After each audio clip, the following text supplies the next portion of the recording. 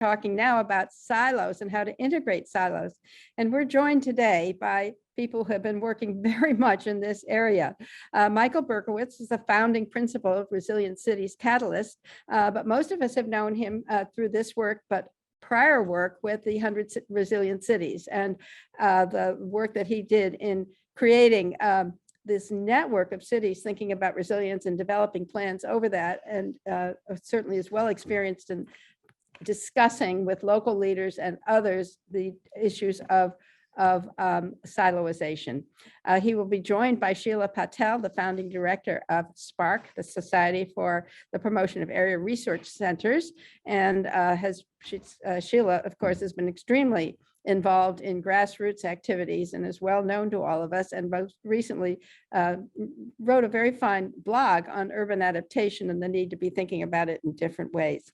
And David Jackson is joining us, who has 30 years of experience in local development, first in London, then in Mozambique, and now as a leader and director of the United Nations Capital Development Fund.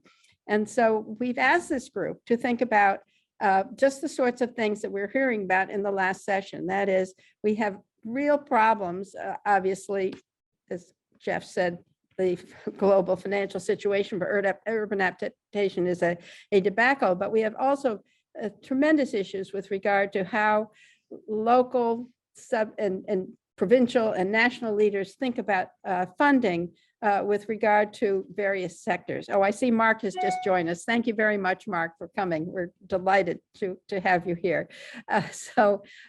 We will turn first to Michael Berkowitz, then to Sheila, then to David, and then to Mark to address the questions that we've asked them, whether city planning, whether urban planning is one route to preventing or dealing with siloization, or if there are other means and tracks that you would suggest. So Michael. I think you're on mute. Thanks, Jeannie. And it's great to be here with such a great panel and really such a great 2 days. So I feel really honored and privileged for that. Yeah, maybe just a few more high level remarks to talk about silo busting and to start with why it's so important.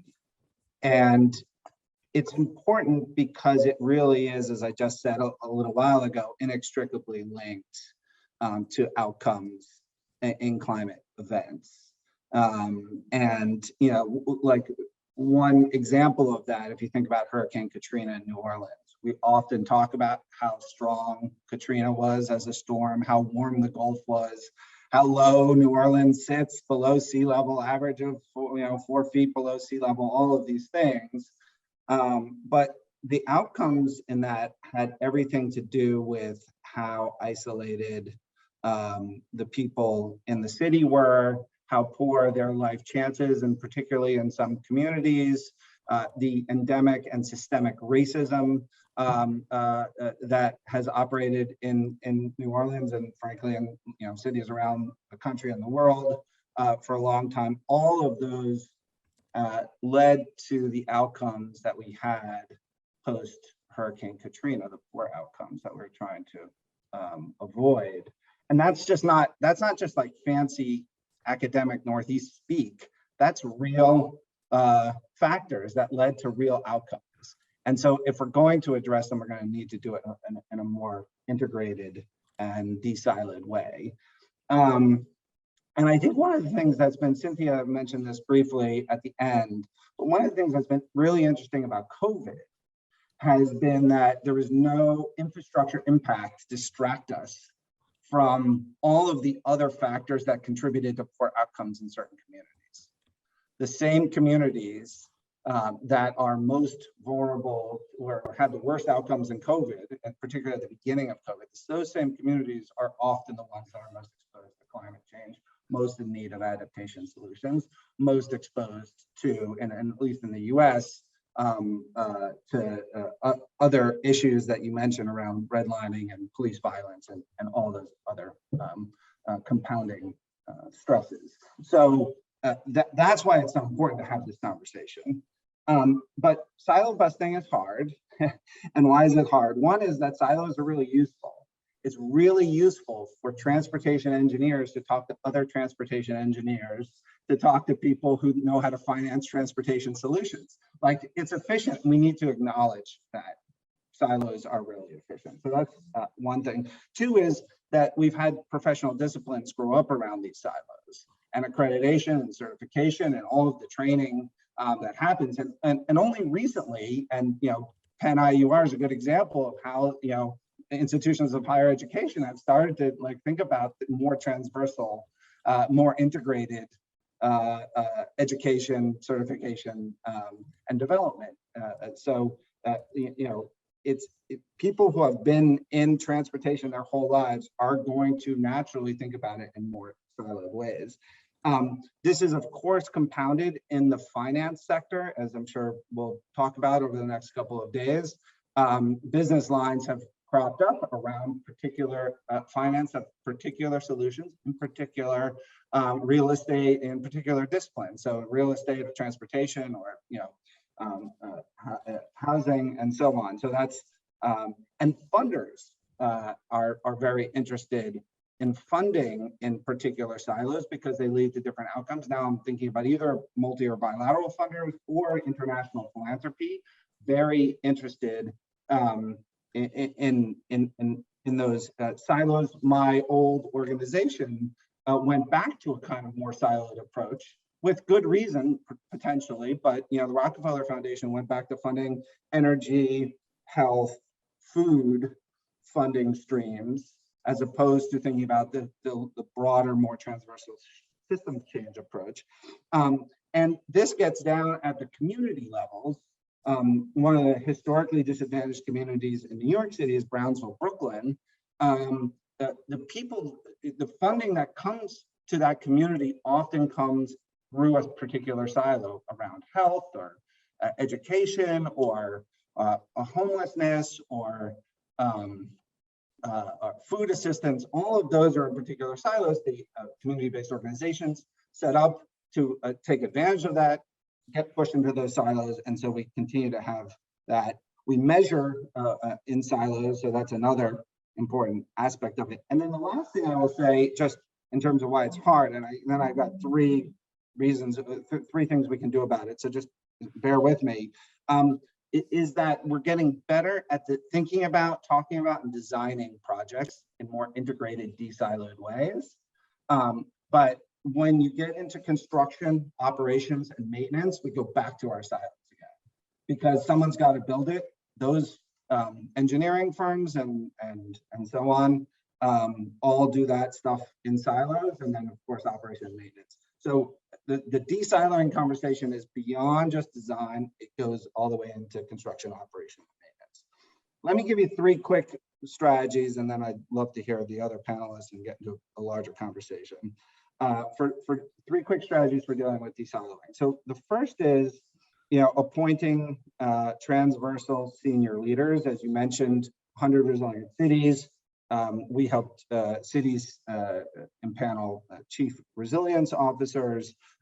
Even 3 years after we reorganized 100 resilient cities, many of those CROs are still in place, and they continue to, have impact. And, particularly in the US and Australia and a couple of other places around the world, you see additionally states and counties and national governments appointing CROs. There are dozens of cities who were not in the 100 Resilient Cities Network in the US who have appointed CROs. 13 states have, and there was bipartisan legislation at the national level to have a US Chief Resilience Officer. So that is catching on with mixed results, I would say, because you really need some teeth in there.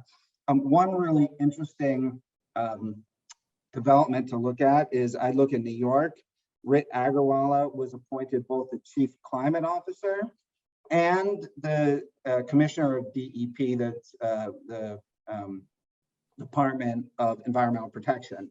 And why that's interesting is that that gives someone who's working transversally as the Chief Climate Officer across the agencies, kind of in the mayor's office, also a large budget and some real teeth and skin in the game. And I think that could be a really interesting model to have both of those, because really one of the reasons why we can talk a lot of hot air about transversalism and de-siloing, but it gets down to actually doing projects, and so you need that. I would say the other thing that's really interesting is about having a more de-siloed approach is that it allows for lots of different entry points. There's been a long conversation about historically disadvantaged communities, people of color, and so on. We saw a number of the resilience strategies that were done citywide had the entry point of, and in Boston in particular, very explicitly, the entry point of systemic racism as an entry point to then talk about climate, not talking about climate first and trying to layer over racial equity, but rather entering through a racial equity lens. So that's one thing that de-siloing really gets you. So the first thing is have broad, really powerful leaders. The second thing, at 100 resilient cities, we had all the cities appoint the CROs and they had them all do strategy.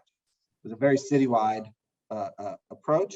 I think that was in some ways a mistake. We could also have started small and thought about how this looks at the project scale. And I kind of wish we had done that a little bit more, because there's, when you're trying to enhance de-siloization and transversal, action by city, community, state actors, it helps to have something that's really tangible.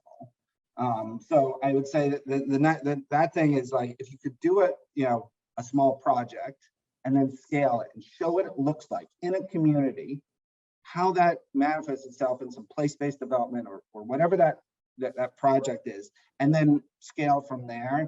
I think that would have been really helpful. I still think we need larger plans that set out big, ambitious goals that help guide the kinds of things that we want to do.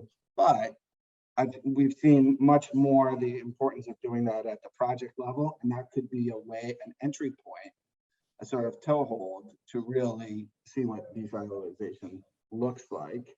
And on the project front, I really like what Jeff Sachs was saying around green banks, because I do think that they bring some of this broader perspective and they solve for some of the other challenges that, say, Enrique Peñalosa referenced around timescales and changing of administrations and all of that.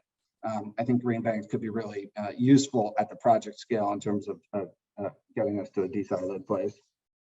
And then the last thing is we need to continue our efforts around integrated measurement. In part, why siloed planning, thinking is so powerful is that we measure around particular silos. We all have KPIs that force us. What are we trying to do here? We're trying to, capture water, move water, build units, move, and that happens actually. There's trillions of dollars, no exaggeration, at the national level in the United States for this kind of work. Generally, it's in the infrastructure bill. It's in a bunch of the risk mitigation money through the Federal Emergency Management Agency. It's community development, but that money gets filtered down, and each of the states allocates it based on KPIs around particular silos and sectors. And so, to the extent that we can continue to push this, this work around integrated measurement, so we understand, we capture what we call the resilience dividend, some people call it triple bottom line, and so on. That will help both, I think, attract capital to the kinds of projects, and we heard a lot from Sammy and Jeff and others about why that's hard. But it will also help us, be better in terms of identifying opportunities for adaptation and resilience. So I'll leave it there. Thank you very much, Michael. That was really terrific and giving us some very tangible examples about getting the right leadership, the entry points that we need, tangible projects, and KPIs. I'm just thinking of the food, water, energy nexus is one example of that. And we'll come back to you for other discussions with regard to this. Sheila, welcome. We'd love to hear from you. You're on mute.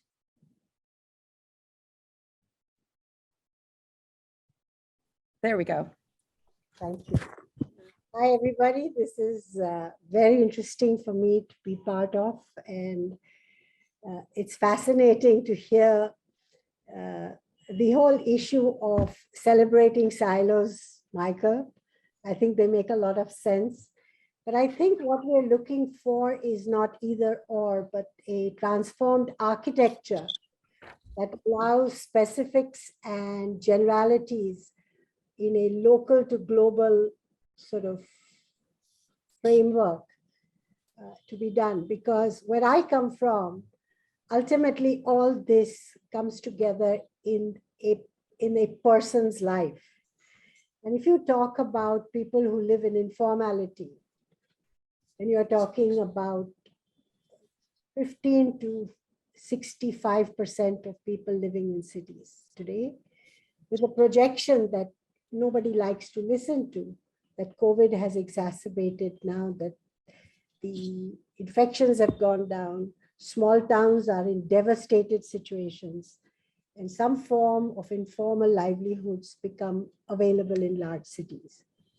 So I want to look at the most important challenge that is there today is the complete invisibility of informality, the long-term neglect of addressing what happens in most of our southern cities, which is colonial land distortions, and the fact that this works very well for our city elite, that becomes very difficult for our mayors and our political leaders to fight because they are part of that elite system. And the fact that intergenerational impoverishment is growing exponentially. So that's one level in which you have the largest volume of people living in cities, ignored, marginalized, and whose development deficit is actually growing as we speak. Now you add climate to this mix, and you have the first silo, because everybody who works on development is a different bunch of people, and everybody who works on climate. You talk to climate people, they say, don't talk to us about SDGs. The fact is that unless we see all development with a climate lens, we are dead anyway, because there can't be two different options going parallelly side by side.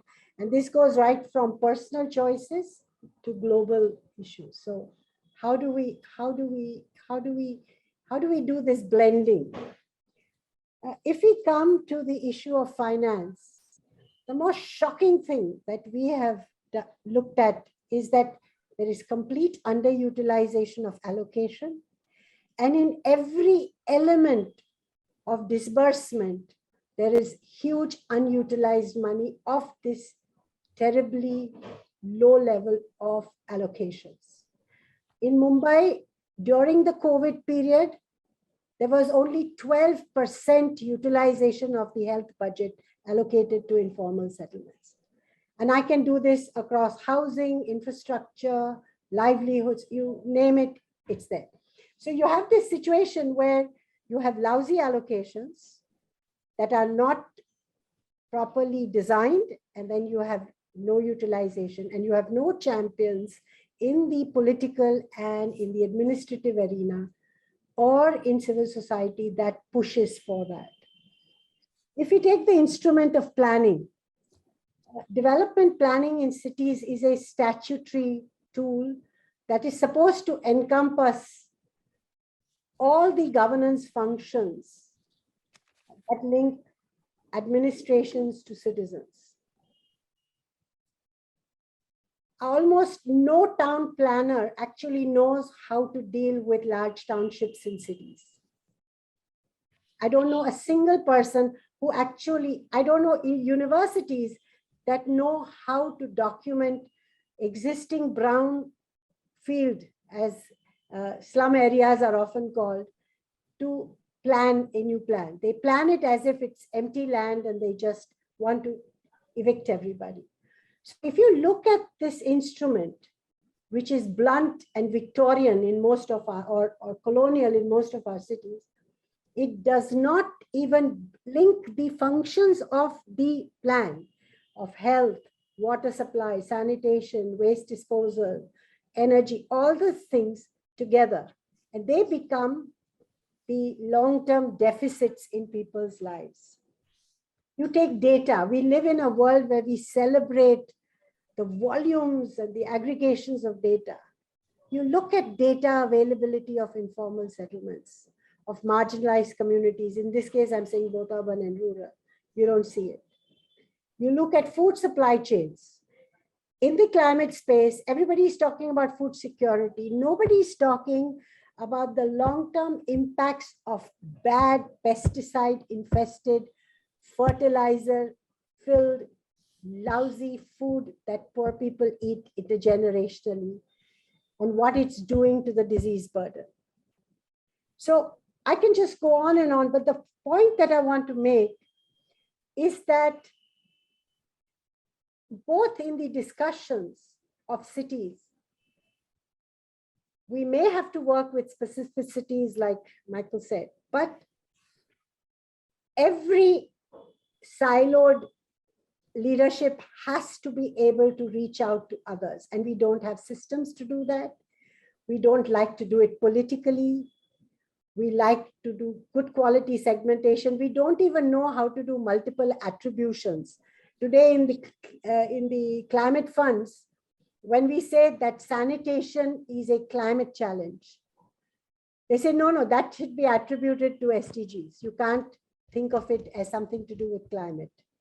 So I'm just saying that in this conversation with thought leaders around here, we need to look at using modern technology, modern attribution, multi-attributional systems to do these complex things which emerge out of simple day-to-day fulfillment of people's needs. I don't think we bother to do that. We do algorithms for everything. I don't know why we don't do algorithms for this, but it's not happening at all. And also for me, the big challenge now is, what is science doing today? We have, as a person who's newly working in the climate space, there's a lot of focus on science that has to transform choices both globally and locally, that you make informed choices of where you deal with traditional knowledge and where you change. We find more and more investments in science to be done by privatized institutions who do not allow that to come into the public domain. And the issue is not about whether private sector is good or bad, but the question is whether you take the vaccines for COVID today, or you take all the other things that science is producing, which are very critical for the next 30 years, how much of them will be available to people globally, to poor countries? They're not going to have, there's the divide which we have now. We have vaccines that have to be thrown away in some countries, and you have vaccines that are desperately needed in the least developed countries. And we don't have mechanisms that allow us to do that sort of thing. So in this whole process, when we talk about drafting a vulnerability index of identifying, Michael was talking about Katrina. We're facing man-made destruction through evictions. Who's going to pay for that loss and damage? We're talking about extreme heat and cold, which most informal habitats cannot deal with. We don't have materials to deal with. So you have all these things happening in silos, celebrated in different forms for some things that are happening. But in reality, the complete disenfranchisement and invisibility of an increasingly impoverished global number is just not at the center of this conversation.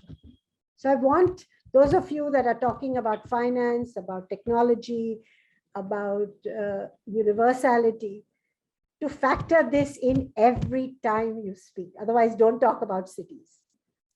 Thank you. Thank you, Sheila. Thank you very much for reminding us that we're really talking about people and that when we're talking about finance, we have to take this into consideration and remember the invisible people about which you were reminding us. David, you've had much experience at working at the local level, trying to find finance for the projects you've been involved with from everywhere from London to Mozambique. Let us hear you. Thank you so much, Jeannie, and thank you so much, I think, the previous two speakers, because it's you really put your finger on the issue of silos and the different perspectives through which we can look at them. And I'd like to add some perspectives from a wide range of experience, starting really with local government in the UK, and then, of course, local governments across Asia and Africa and Latin America to some extent. And to connect the issue of silos with the question of public financial management, expenditure management, and the way that cities actually manage their money. But firstly, to preface that, I'd like I really liked hearing both from Michael and Sheila that, you know, we talk about de-siloizing all the time, but silos have their purpose, and maybe even the word silo is not the best analogy. You know, you need to do things with purpose. And you need to be effective. Somebody has to be responsible. And what you can find if you de-siloize too much is that you reduce things to a lowest common denominator. It's like mixing a cup of coffee and a cup of tea, and you know, nothing gets done. Or you increase the transaction costs of making anything move because so many people have to be consulted. So let's not just kind of beat silos all the time, or maybe let's think of a better word for them rather than, you know, purposeful action by a dedicated team with somebody responsible. That is a better definition perhaps of silo. So I'd like to say that as a preface. So I think we should bear that in mind. Having said that, you know, looking across range of local governments and the way that they work. And I'm drawing from as some work that I did a few years ago on disaster risk reduction in cities and how that is financed, which is another cross-cutting issue. And then we built on that when we produced guidelines on how cities can try to finance their response to the COVID-19 recovery, which again is another cross-cutting issue. And we see these cross-cutting issues, and certainly climate adaptation, I'm talking about adaptation, is one of those. Mitigation can be more easily projectized, as we heard earlier on, and you know, but when we look at adaptation, it's slightly different. So what are the ways that cities are able to finance these cross-cutting issues within their structures? None of them are optimal, but they all have their pros and cons. So of course, one is through applying a budget classifier, a resource allocation driver, a budget code to something, you know, mainstreaming women's economic empowerment or mainstreaming a particular topic. And then that can apply a kind of budget classifier that sprinkles this money across all the departments, as long as they can show in a report that they are somehow meeting that objective. So that can absorb a lot of money, but it can also be very ineffective because essentially you're just ticking boxes. So one of the problems is it can absorb money. So cities can say, yeah, we spent X amounts of our budget on women's economic empowerment, but effectively they've just ticked X amount of boxes. But so that's the budget classifier approach, sometimes known as the program, the kind of purpose budgeting, program budgeting can sometimes be applied in that direction. So that's one approach that can take place. A second one is through the functional budget. And this is where essentially you create a department. So, if you want to solve a problem, create a department. And mayors like to do that. City leaders like to do that. A department has a brass plate on the door and somebody sits there and they're responsible for it. But of course, quite often that department is not actually one of the main implementing departments. It's not the public works department or the procurement department. It's not the finance department. It's not the real true planning department. It's not the sanitation department. So that department can just get in the way of the other departments that actually have the mandate for dealing with the issues that are trying to be addressed. But that's a very politically convenient way of addressing some of these issues. Not always the best to create a department. You can just create another complication rather than smoothing things out. Another way, of course, is to create a project. And this is often easier because projects have a beginning and an end. You're not creating something which can add permanently to the balance sheet of the city. It looks good again, but it's going to come to an end. It can come to an end within an electoral cycle, within a budget cycle. And it can be very effective at one specific task. But that again is where the disadvantage of the purpose-built team comes in, because yes, the project can do its stuff, but the project will come to an end, and depending on the political economy, there may be little mainstreaming of that project into the longer term life of climate adaptation. So all of these have their pros and cons, and I've seen all of them tried, and I've actually been responsible for trying some of them in different hats at different times.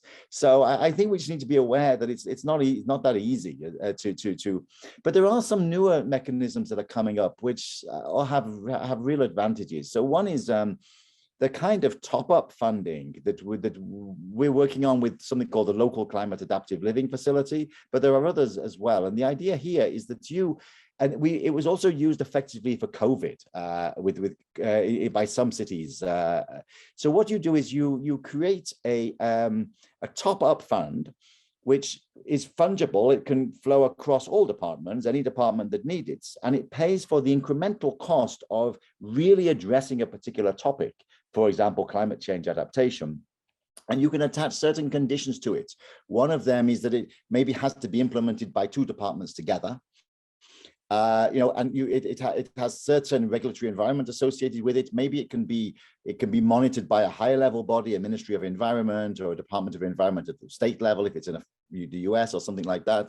Or you can even have somebody sitting there in the city responsible for managing that top up, but not implementing it. So that person would bring together sanitation and health, let's say, to do something, and they would provide additional resources to both of them, but they would both implement through their existing implementation structures. So you're not creating a new structure. So this kind of top-up incremental funding, and it's proved very effective in many developing countries where on both COVID, but in particular for climate adaptation, because it enables you to improve the specifications of road contracts, road procurement, for example, to look at water management. And we find out, we've come to realize that between 70 to 80% of climate adaptation at a city level is somehow water related. It's either runoff, drainage, storage, there's something to do with water. And it can often be as much as changing the surface, having a more absorbent surface that leads to less runoff, that then leads to less flash flooding, because a big feature of climate change across the world in different ecological zones is that it's actually more rain, but more concentrated rain, because there's more energy in the environment. And so you're getting longer drought seasons, but stronger but shorter rainy seasons that are having really destructive effects on the built environment. So ways of improving the specifications through this top-up is an incremental cost that needs to be met, ways of looking at land use planning, etc. So I think, so to conclude, basically, I would say that let's not knock silos totally, but let's also understand that if we're talking about adaptation, it is something which really has to be delivered by those entities that really have the mandate for what it means. It's the engineering, it's the planning, it's the procurement. So you can't really create an adaptation department. You have to, because adaptation, it's a human thing. We've always adapted to our environment. So really, the building department is always an adaptation department. It's always adapting to whatever the environment happens to be. It's different in different parts of the world. We as humans adapt continually. So it's how you provide that incremental cost to those who already have the mandate for climate adaptation in a way that enables them to do that through their existing structures without necessarily having these disadvantages of the other methods that we've talked about. So it's not easy, but I think there are analytical frameworks that can be used to help cities find ways of doing it. And maybe to finally conclude, I think what we really do need is some kind of mechanism to finance this type of incremental adaptation. It's not going to be met through project finance. And coming back to the points made at the beginning, you know, by Jeffrey Sachs and others, we work a lot with the Green Climate Fund, and it doesn't work. You know, they go project by project. It's accessed by ministries of environment that are regulatory bodies. They're not implementing bodies in the first place. So you end up with a regulatory organization at national level setting up a project for something which needs to be done on a systemic, continual basis by a city through mainstreaming better practice. So project by project is not going to solve the problem of the world. Therefore, we need funding mechanisms, financing mechanisms, maybe tax levies, some kind of levy that enables this mechanistic top-up financing to continue to enable so I'll stop there, but it's a really important topic. Thank you. Thank you, David. I was really depressed when you started talking about all the things that didn't work, and very happy. Very happy when you have suggested this top-up funding and the way to get around this, and the suggestion that we need to really re-examine some of our existing funding mechanisms. So thank you. I've just received word that Revi, who was called away from us for a ministerial meeting, has now come back to us. So I'm thinking I'll have Arrow talk and then Mark to wrap up the end, because he's going to tell us how we're going to continue through networks, because certainly governments change, among other things that he'll tell us. So Arrow. Hi, Jeannie. Apologies. Can you hear No me now? problem. Okay, great. Sorry, I'm in a car. I got sort of involved in slugging on the aircraft. So I guess very quickly, apologies for coming in late, but I think the core things that we're trying to understand here is how we can integrate both adaptation and, I would say, in some ways mitigation into the frame of urban development and planning in particular. So as the best that we know at the moment is that we need 4 major things, or maybe 5 major things to happen to enable what cities need to do. So the first one is kind of obvious. It's happening. We call it the energy transition. The challenge about the energy transition is that it has to get integrated into urban distribution systems. It's sort of right across the entire network. It's dealing with how electrification will happen, how electric vehicles will come into place, how gas will probably go in and out. So that's a major change in the urban infrastructure, and I'll come back to that and how the financing can be actually played out with it. The second thing that we often forget is that cities themselves can't present, and they're not self-sufficient in things like food and water, and you can see this in the kind of challenges that will happen after the reconstruction in parts of the world that have been blown up at the moment. So we really do need to look at how ecosystems and the resilience of ecosystems, both inside and in the regions in which cities are situated, are actually sort of strengthened. And this is what we call the ecosystem transition within the IPCC. Connected to that is, of course, the question of how you build resilience in these ecosystems, because it's not only adaptation as we see it just now, but at the current point of time, if we go with what has been committed by countries, even in COP26, we're actually going to see a significant increase. We're going to see probably commitments are currently going to take us to about 2.7 or maybe 3 degrees Celsius above pre-industrial levels. So we're going to work in regimes that are extremely difficult. We don't know how agriculture works in the system.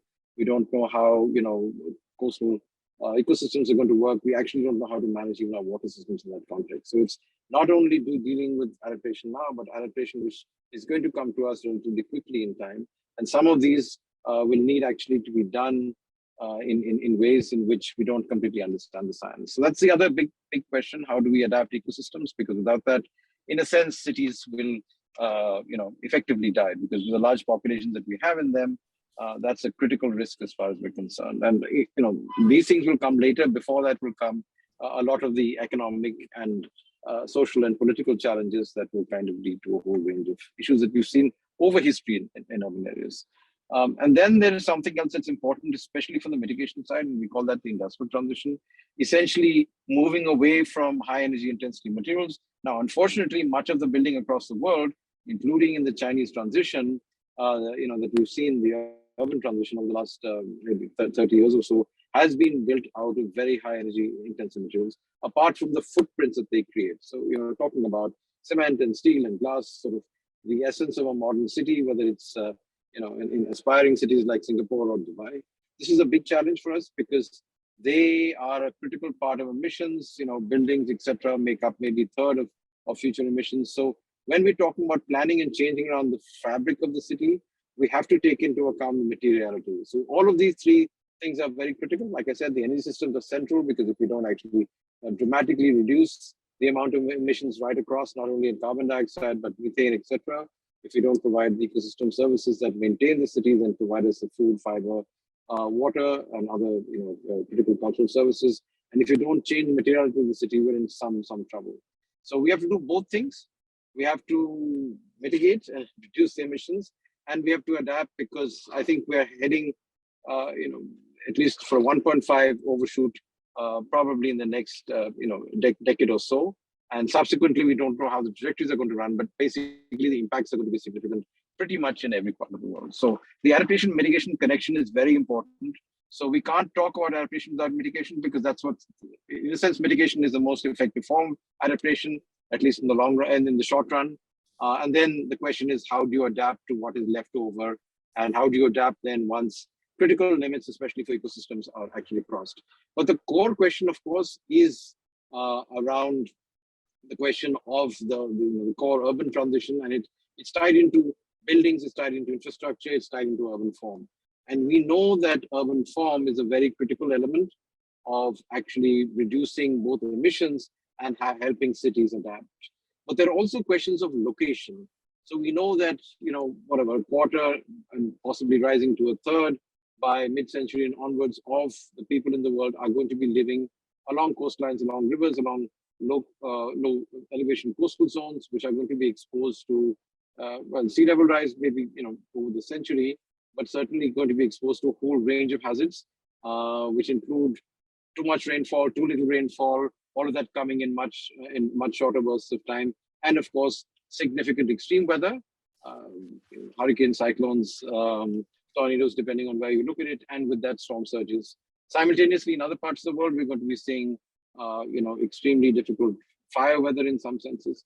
So basically, location is going to be very, very important. And historically, cities have actually concentrated in locations which are notionally high risk, but they're high risk typically to seasonal tectonic forces, to earthquakes and other such things, because they sit along rivers and along the sea in some senses, in many parts of the world.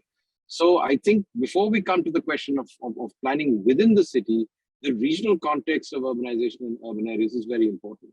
And of course, in that you have to bring in heat, because heat is going to be one of the proximate questions that are actually dealt with, especially in the tropics, or if you go to high elevations and towards the Arctic, at least compared to local baselines, significant increases in heat and a whole range of other things that come with that. So we know the range of risks, but we also know that we have to sort of enable and relatively rapidly accelerate these transitions. And unfortunately, and this is the message that we brought to the world in the 1.5 report, we can't actually trade off one with the other. We can't say we do energy first and then we do adaptation of ecosystems. We can't say that we will do infrastructure first and then fix the buildings. We have to do all of that together. And I think the great opportunity for us, at least for the next 20 or 30 years, is the massive urbanization we're going to be seeing in some parts of Asia, particularly South Asia, and also in many parts of Africa. And of course, there is this significant opportunity of retrofit in Latin America, obviously in Europe and North America, because both infrastructure and buildings are certainly not fit for purpose. So there's a huge economic opportunity there to not only do the resilience building side, but also actually do the energy retrofits and the resource retrofits. Because if you're trying to build resilience and you have a water challenge, and let's say in a particular city, it also means that you've got to do gray water and black water recycling. You've got to do recycling at the city and regional scale. You have to deal with source sustainability, apart from a whole range of other questions. So basically, we have to do all these four things together. And the question then is, how are we going to make that happen? I would say the first thing is location. Location is absolutely central.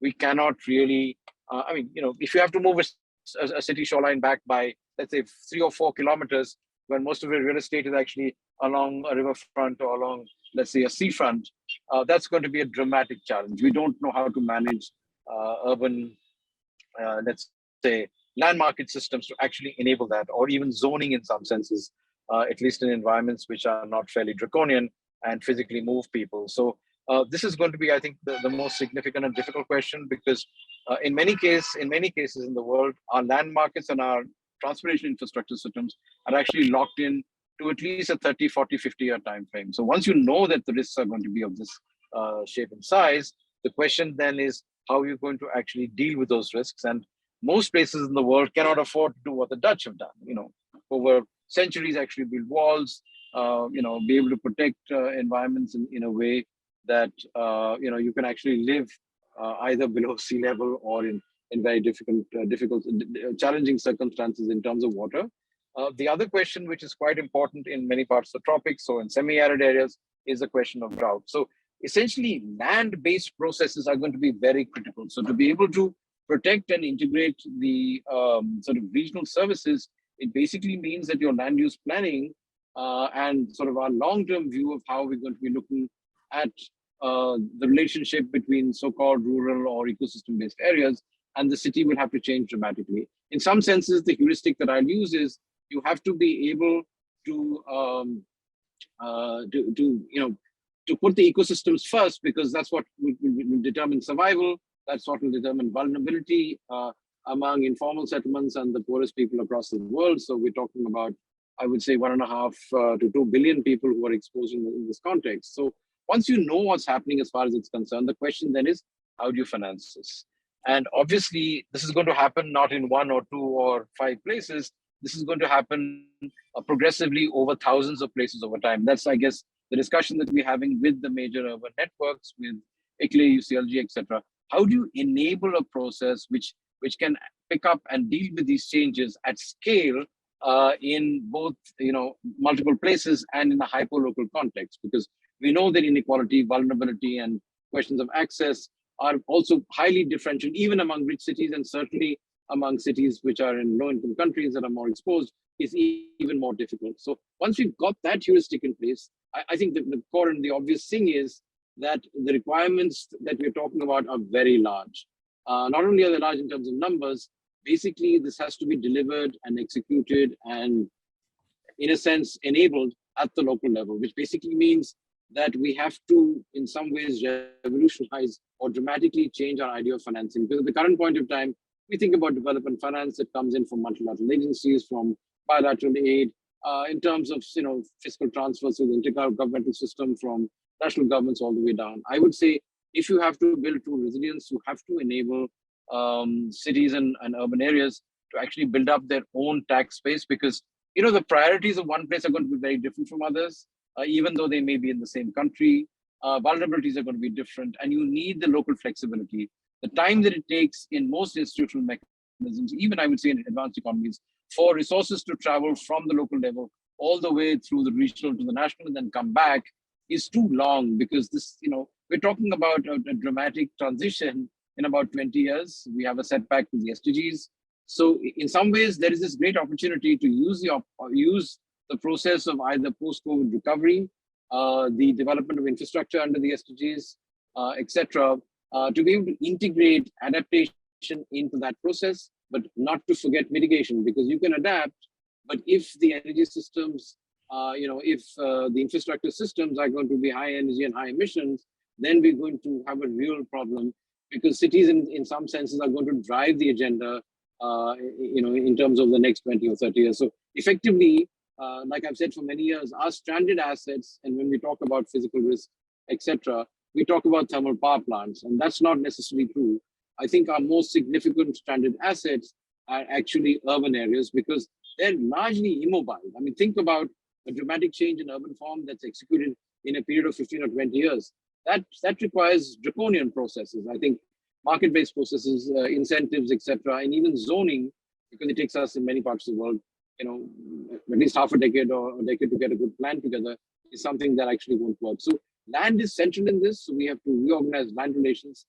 Land-based financing is going to be important in this, which basically means we've got to use new technologies to be able to develop the cadasters to see what kind of value addition is actually happening. And we have to match the infrastructures in the buildings that we're doing with the kind of risks that we're talking about. So effectively, and this is a challenge, I would say, even for China, which is built out very quickly, if you build buildings or infrastructure that is not going to last 50 or 100 years. And I think the US is going through this challenge at the moment, and it's high carbon. You'll have to replace it relatively quickly. So, you can build it to be resilient, but effectively you're going to create a problem which is not going to go away very easily.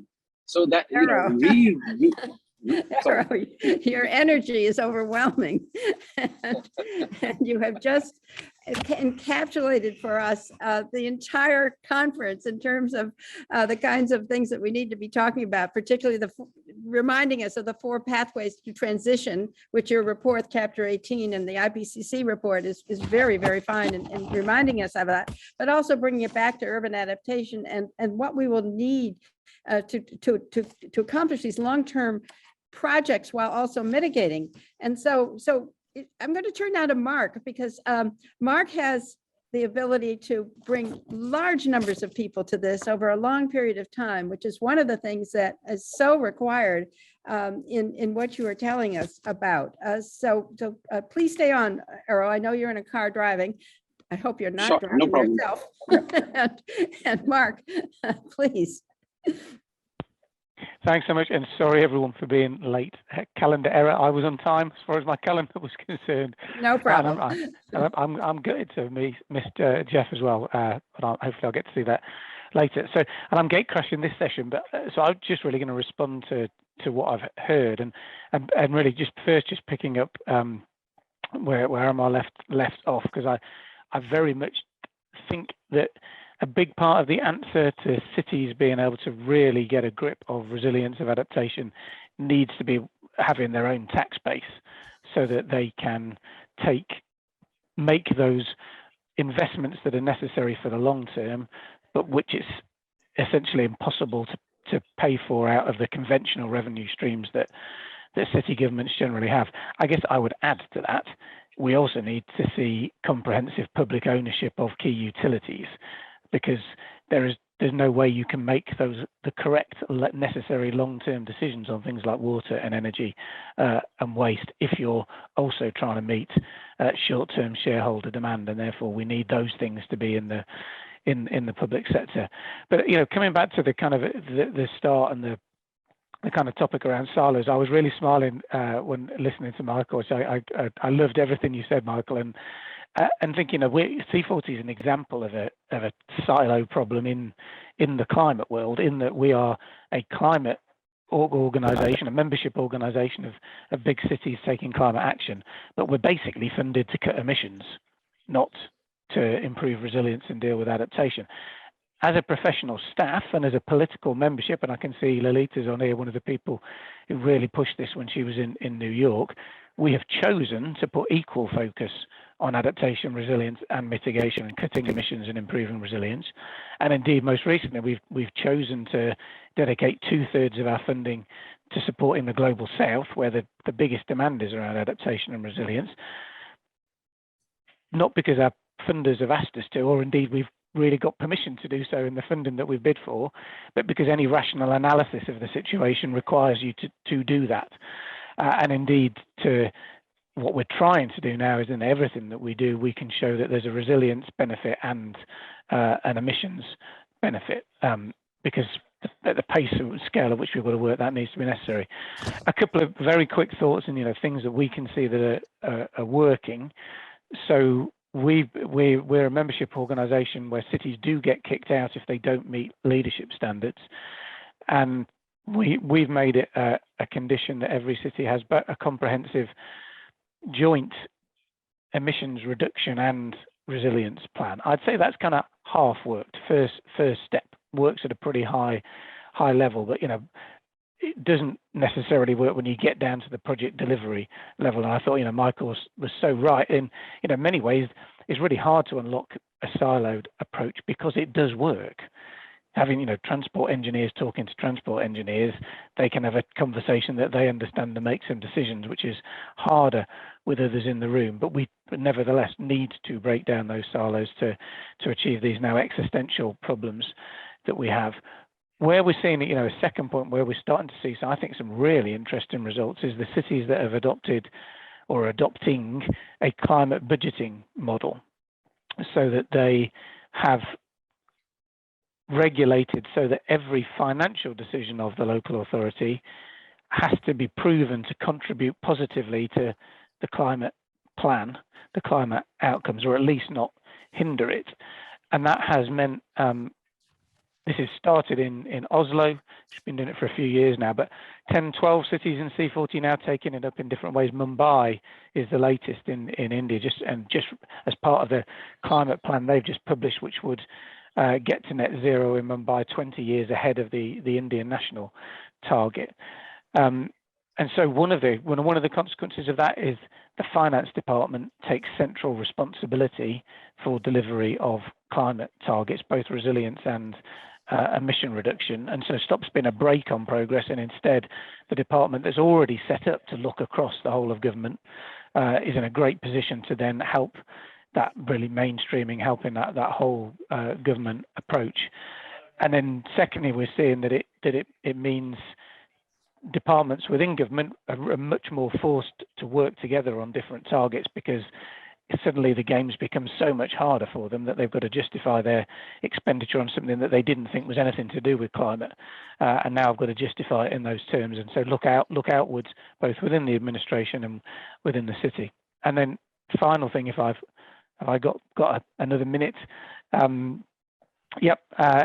is we've been working a lot with Kate Rayworth, the author of that wonderful Donut Economics book, and trying to make all of our programs an inclusive climate action program, or creating thriving cities in Kate's language, which means I guess a different approach to target setting. So rather than taking GDP growth as a proxy for everything getting better, being agnostic about that and starting from some genuine boundaries, so planetary boundaries which cannot be broken, of which emissions is one, but plenty of others, and then focusing outcome indicators on the outcomes that we really want. No one's hungry, everybody's eating a healthy planetary health diet, emissions are going down, everyone's had a COVID vaccine, etc.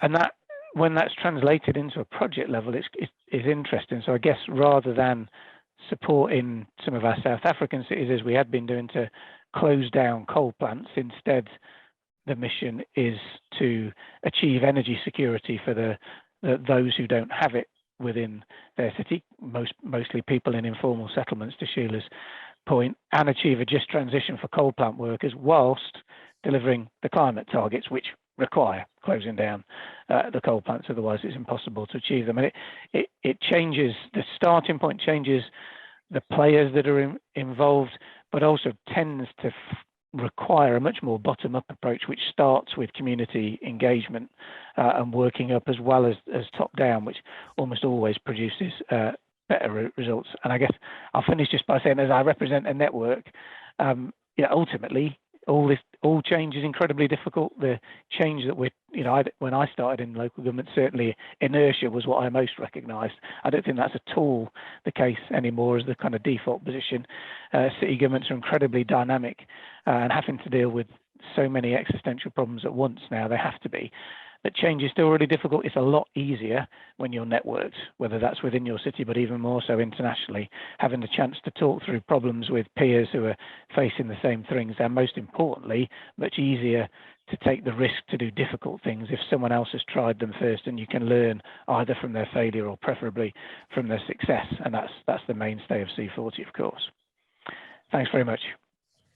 Well, what a panel. I'm exhausted with all the ideas that we've had, and they're really absolutely stunning. We started off with attacking this idea of silo busting, to use Michael's term, to understand the importance of silos, yet at the same time needing to find ways to integrate them, the ways it will work. I love that the labeling of this as purposeful action is what we need to be talking about, how we can engage in purposeful action to meet those 4 pathways of transition that Arrow talked about us, with cities at the center. And the number of recommendations we've had here are just really phenomenal. Remembering to to remember the invisible and address the invisible, thinking about the level of appointments in city government and how that could change, thinking about the multiple entry points we have for this, thinking about how we blend mitigation and adaptation, how we might have integrated measurement, how we might top off projects and set conditions for doing that. Climate budgeting is another way. And finally, looking at this whole problem as an outcomes assessment rather than other ways. And lastly, the role of networks and their ability to share and provide good practices, information, and moving us along in all of this. So thank you all speakers for all that you've contributed. I don't think I've captured it all, but we will do it later when we write this up. And this has been the most stimulating, wonderful conversation. So thank you so much. We'll take now a break for 15 minutes and then come back to our next session. So see you in a little while. Thank you so much. We've had a great discussion in this first session of our workshop. Let's move on to session number 2. Thank you, everybody. Jeannie, please. Thank you. Yes, thank you very much. And we've just opened up a lot of topics for this, Cynthia and Enrique. And I just received word that Mark Watts, who is going to join us, is on London time and thought that the meeting, he's coming in at 10 o'clock as opposed to 9 o'clock our time. So, he will be joining this panel, which we are